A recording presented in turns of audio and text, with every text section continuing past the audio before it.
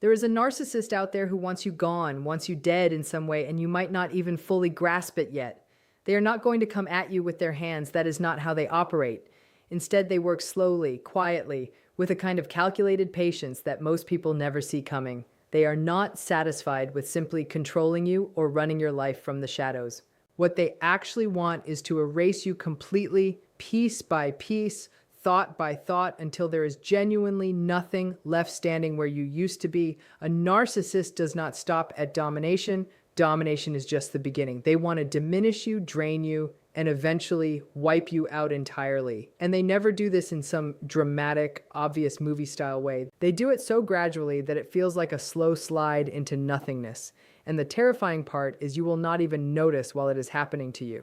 One morning, you simply wake up and realize there is nothing left inside you, no fight, no sense of who you are, no feeling of belonging anywhere in the world. They are not just trying to remove you from their life, they are trying to remove you from existence altogether. And here's the part that makes it so much worse. They manage to do all of this without leaving a single trace of evidence for the outside world to see. To everyone else, they are charming, accomplished, kind, well-respected in their circles, while you, on the other hand, look like someone who is simply falling apart on their own. That contrast is exactly the game they are playing. What makes this whole process so effective is the fact that it never announces itself. There is no single dramatic incident you can point back to later and say, this is where it all started. This is the moment everything changed. Instead, it arrives in fragments, scattered across weeks and months and sometimes years, so quietly woven into the fabric of everyday life that you genuinely cannot separate it from the ordinary ups and downs any relationship goes through. That is exactly why so many survivors describe looking back afterward and feeling almost embarrassed that they did not see it sooner, as though they should have caught it in real time. But you were never supposed to catch it in real time. That is the entire design of the thing.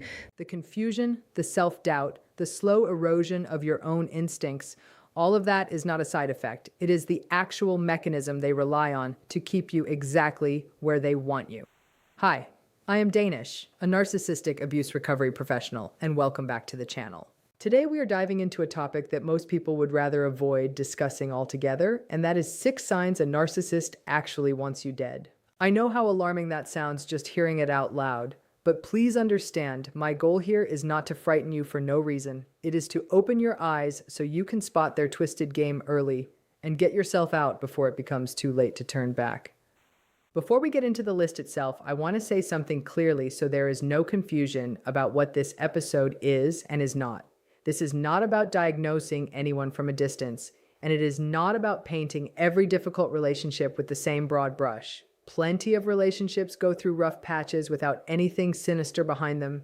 What I am describing here is a specific, repeating pattern, a pattern that shows up again and again in the stories survivors bring to me, one that follows a recognizable shape, even though the individual details differ from person to person. If even 1 or 2 of these signs feel painfully familiar, that is worth paying attention to. If all 6 feel familiar, please take that seriously. Let's start with the first sign, and it is one of the most chilling ones. They look at you with something that can only be described as murderous intent. There is a quality to the way they stare at you that feels cold, calculated, completely empty of any warmth, and this becomes especially noticeable during what is known as the discard phase of the relationship. People often refer to this particular look as the psychopathic stare, that moment where the narcissist's eyes seem to turn almost black, taking on a predatory quality that is hard to put into words. It genuinely feels like they are looking at you with daggers in their eyes, as though some part of them actually wants to see you destroyed. Their eyes reflect a kind of pure emptiness, like something inside them has simply switched off. You can feel it deep in your gut, that ancient primal instinct that exists specifically to warn you when danger is near. When they look at you that way, it feels as though they are seeing straight through you, silently telling you to run while you still can. You feel completely exposed, vulnerable, like prey being sized up by a predator that is simply waiting for the right moment to strike. In that exact moment, you no longer recognize the person standing in front of you. You start saying things to yourself and maybe even to other people, like, I honestly do not know. It feels like I have been living with a complete stranger this whole time, someone unrecognizable. You are left in a state of shock and disbelief.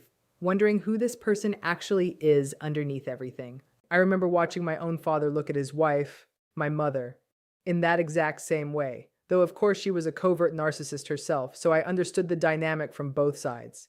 Even so, I could feel his intent radiating off of him. He wanted her gone from his life entirely. There is something deeply unsettling about that particular stare. It is not simply anger. It is not simply rage. It is something far darker than either of those things. It feels almost like they are silently wishing for your death to come sooner rather than later. And as this staring becomes more frequent, more sustained, more intense over time, you start to feel the hatred radiating off of them even when they never say a single word out loud. Their eyes end up telling you everything you need to know. And the more broken down you become as a result, the more twisted satisfaction they seem to get from watching you slowly unravel in front of them.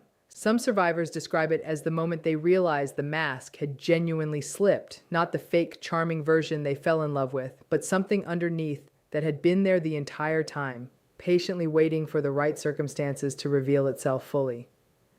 You start replaying old memories in your head, searching for earlier warning signs, small flickers of that same look you might have brushed off as tiredness or stress at the time. And once you start noticing it, you cannot unsee it. It becomes the backdrop of nearly every interaction, hovering underneath even the calmer moments, reminding you on some subconscious level that safety in this relationship was always conditional, always temporary, always one wrong move away from disappearing entirely. The second sign involves isolation, and they pursue it fiercely, though rarely in an obvious way. They usually will not come right out and forbid you from seeing your friends or your family, because plenty of narcissists who do that end up being far too easy to spot. Instead, they plant small seeds of doubt inside your mind, little comments here and there. Did you notice how your friend never really shows up for you when it counts? Your family only seems to call when they need something from you? Have you noticed that pattern too?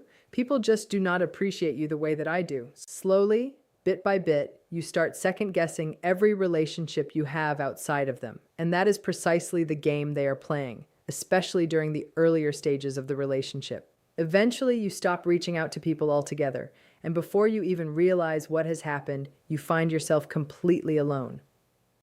That is the exact moment when their voice, manipulative, cruel, impossible to escape, becomes the only voice you actually hear anymore, and it is there constantly, filling every silence.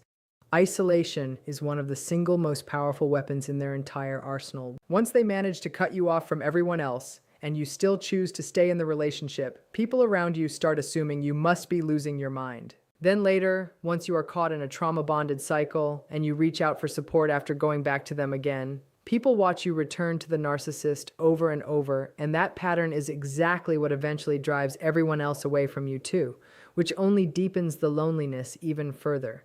You are left completely without support, with no one left to validate what you have actually been through or reassure you that you are not the problem here. And that loneliness I just described settles in so deeply that it genuinely feels like you are suffocating under the weight of it, like you are slowly drowning without anyone noticing. Every single attempt you make to reconnect with the outside world gets met with rejection, which only reinforces the lie that you are somehow unwanted by everyone.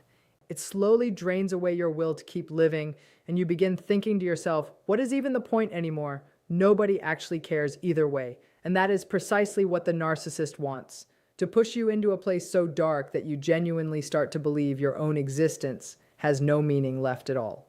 What makes this particular tactic so cruel is how patient it is. They are not in a rush to cut every tie at once, because that would raise alarm bells with the people around you. Instead, they chip away slowly, one relationship at a time, one canceled plan at a time, one guilt trip at a time, until the map of your support system has quietly shrunk down to almost nothing. By the time you notice how small your world has become, reaching back out feels exhausting, even shameful, because so much time has passed and you're not sure how to explain where you have been or why you disappeared in the first place. That hesitation is exactly what keeps the isolation locked in place long after the narcissist has stopped actively working to maintain it. And here's the part that catches so many people off guard. Isolation does not have to mean physical distance at all. You can be surrounded by people every single day, at work, at family gatherings, in a crowded room, and still feel completely and utterly alone, because the one voice that has been given the most authority over how you see yourself belongs to the person causing the harm in the first place. The third sign is that they systematically destroy every avenue of stability and sustenance in your life. Somehow, whenever they are around, things always seem to fall apart. You lose your job, not because they did anything openly obvious, but because they quietly created tension behind the scenes and planted doubts in your boss's mind about your reliability. I have watched this exact pattern play out so many times. You miss important deadlines because they picked a fight with you the night before, keeping you up arguing until the sun came up. You make terrible financial decisions because they subtly nudged you in the wrong direction the entire time. And when everything eventually collapses around you, they smirk and say, "I told you so," as if they had nothing to do with any of it. They make absolutely certain that you fail again and again until eventually you start believing that you really are a failure at your core. As failure after failure piles up on top of you, you start to feel completely worthless. Like no matter how hard you try, you will simply never be good enough for anything. They slowly turn you into a hollow shell of who you used to be, someone who can no longer see any real value in their own existence. And that is exactly when the dark thoughts start creeping in. The quiet whispers telling you maybe it would just be easier if you disappeared, maybe this world was never really meant for you, maybe the narcissist was right about you all along. It is worth pausing here to notice how deliberate this pattern actually is. A single setback in life is just a setback, something anyone can recover from with time and support. But when setback after setback keeps landing in the exact areas that matter most, your income, your career, your sense of financial independence, that is no longer a coincidence. That is a campaign. Financial instability in particular is one of the most effective tools a narcissist has because it does not just wear you down emotionally, it physically limits your options. It makes leaving feel impossible even on the days you desperately want to, and they know that. They are counting on that. The fourth sign is that they start dropping subtle hints suggesting you no longer belong here anymore. Before I go any further into this one, I want you to fully understand that this entire dynamic, from the very beginning all the way through to the end, is a profound betrayal. The person you trusted more than anyone else in the world ends up revealing themselves to be your worst enemy. And that kind of betrayal leaves behind a deep moral wound that is genuinely difficult to heal from on your own. They do not always come right out and directly suggest that you should end your life. Instead, they say quieter, sneakier things like, "I honestly do not know how you managed to deal with everything you are going through. I do not think I could handle it myself. Or if I were in your shoes, I am not sure I would have the strength to keep going the way you do." They toss these comments out casually, almost like passing thoughts that mean nothing, but the underlying message comes through loud and clear regardless. They plant that idea in your mind and then sit back and watch, almost like a predator patiently waiting. If you ever admit out loud that you are feeling hopeless or helpless, they will mock you for it instead of offering any real support. They will give you that same unsettling smirk. And rather than helping you through it, they will watch you fall apart piece by piece and take quiet satisfaction in knowing that their slow process of dismantling your will to live is actually working exactly as planned. By the time you finally reach the point where you feel like giving up entirely, they have arranged things so carefully that it feels like the idea was entirely your own. They strip away your hope, one small remark at a time, until eventually you can no longer see any reason left to keep going. What is particularly insidious about this stage is how it disguises itself as sympathy. On the surface, a comment like, "I do not know how you cope with all of this," sounds almost caring, almost like concern from someone who loves you. That is exactly why it works so well, because it slips past your defenses disguised as compassion, when really it is planting a seed that will be watered again and again in the weeks that follow. Over time, these small comments accumulate into something much heavier, a quiet suggestion running underneath everything they say, that your struggle is unusual, that most people would not be able to handle what you are handling, that perhaps you are simply not built to keep enduring it. None of that is true, but repeated often enough, in the right tone, at the right moments of vulnerability, it starts to feel true. The fifth sign is that they work to convince you the entire world secretly hates you. They convince you that everyone around you secretly resents you for simply being who you are, that people only put up with you out of pity rather than genuine affection. They say things like nobody actually likes you, they just feel sorry for you. They twist your perception of reality so severely that eventually you start to genuinely believe it yourself. And once you fully accept that belief, once you truly convince yourself that you are nothing more than a burden to everyone around you, you stop fighting back, don't you? You stop hoping for anything better. You stop looking for any way out of the situation. They take it even further than that, comparing you constantly to other new people they meet along the way. That comparison is deliberately designed to spark jealousy inside you, along with an overwhelming sense of self-disgust. They keep repeating things like this. Other person is willing to do exactly what I ask without complaint. I really thought you were the one made for me. Turns out I was wrong about that. This is precisely how they tear you down, piece by piece. They spread rumors about you, twist your own words against you, and make you appear unstable to everyone around you, so that when you finally do reach out for help, absolutely no one believes a word you say. They slowly turn every person in your life against you, one relationship at a time, making sure you have nowhere left to turn when you need support the most. And sometimes it is not even about directly harming you with their own hands or forcing you into hurting yourself. Sometimes it looks more like leaving you so worn down and sick that you develop serious illnesses or terminal conditions and you simply fade away over time. I have heard so many painful stories from people whose loved ones, victims of a narcissist in their life, could not take the abuse any longer and eventually passed away from illness. It sounds almost unbelievable when you first hear it, but it is absolutely true. They will not push you off the edge themselves. They will simply make sure you end up walking there entirely on your own. This is not normal behavior by any stretch of the imagination. This is sinister. This is not love in any sense of the word. This is psychological murder, plain and simple. The reason this particular sign is so hard to catch while it is happening is that it rarely comes from a single dramatic betrayal. It comes from dozens of tiny reality distortions stacked one on top of another, each one small enough to dismiss on its own, but devastating in total. A slightly exaggerated story here, a slightly rewritten memory there, a comment dropped into a group chat that makes you look unstable without ever technically lying. By the time you try to piece together what actually happened and defend yourself, you find that the narrative has already been written for you, and everyone around you has already accepted their version of events as fact. The sixth and final sign is that they collect every possible detail about you, and never for good reasons, something you are probably already well aware of on some level. You already know firsthand just how obsessed narcissists tend to be with learning absolutely everything about your past, your present, and your future plans. At first, it genuinely feels like they care deeply about you. They ask about your past relationships, the things that keep you awake at night, your deepest insecurities, the childhood wounds you have never told another living soul about. But they are not gathering all of this information because they want to support you or help you heal. They are quietly collecting ammunition, storing it away carefully, waiting patiently for the perfect moment to use it against you later on. They will twist and distort your most painful experiences in order to convince you that you were always broken from the start, that nothing good could ever possibly come from someone like you, that no one could ever truly love you the way you deserve. They will fill you with so much shame that you will start questioning whether your own existence even matters anymore. They will make you feel so terrible about yourself that you will find yourself saying things like, "Why am I even still alive?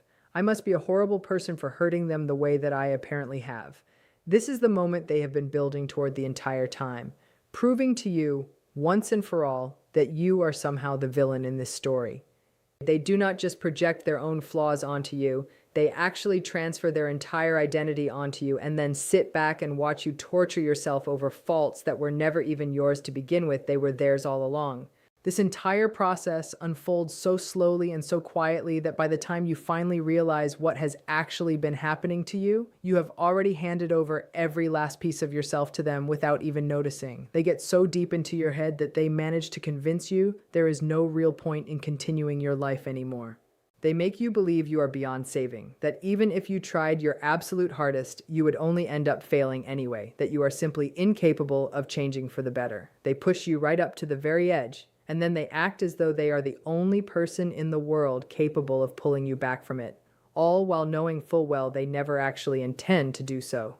It is truly heartbreaking beyond words. What makes this final sign so painful to look back on is realizing how much trust it required from you in the first place. You opened up about your childhood, your fears, the private parts of yourself you rarely show anyone because it felt like intimacy, like finally being known by someone. And in a strange way, you were being known, just not for the reasons you thought. Every vulnerable thing you shared became data, cataloged and filed away for later use, and there is a particular kind of grief that comes with realizing your own honesty was quietly turned into a weapon against you. That grief is real and it deserves space, but it does not mean you were foolish for trusting someone. It means you were human and they exploited that. Thank you so much for listening all the way through this one. If any part of this felt triggering for you personally, please take a moment to pause and breathe. Give yourself the space you need to process it. If you noticed yourself relating to more of these signs than you expected, I want you to know that recognizing the pattern is not the same as being weak. It is actually the first real step toward getting your power back. Awareness on its own will not undo the damage overnight. Healing rarely works that fast, but it does interrupt the cycle in a way that silence never could. Once you can name what is happening to you, it becomes much harder for someone else to convince you that you imagined it, or that you are simply too sensitive, or that it was somehow your own fault all along. I know it can feel isolating to hear all of this laid out so plainly, especially if you are still inside that relationship right now, still trying to figure out whether what you are experiencing is really as serious as it sounds. Trust that instinct in your gut, the one that has probably been quietly trying to get your attention for a while now, long before you were ready to listen to it. You are not overreacting and you are not imagining things. What you have been living through has a name. Other people have lived through the exact same pattern and found their way back out, and you can too. But if you recognized yourself in any of these 6 signs, then you already know deep down what needs to happen next. You need to recognize the pattern clearly for what it is, and you need to take the steps necessary to save yourself from it. With that said, let's bring this episode to a close for today. Thank you again so much for spending this time with me. I will talk to you again in the next episode. Until then, as always, let the healing begin and let it continue on from here.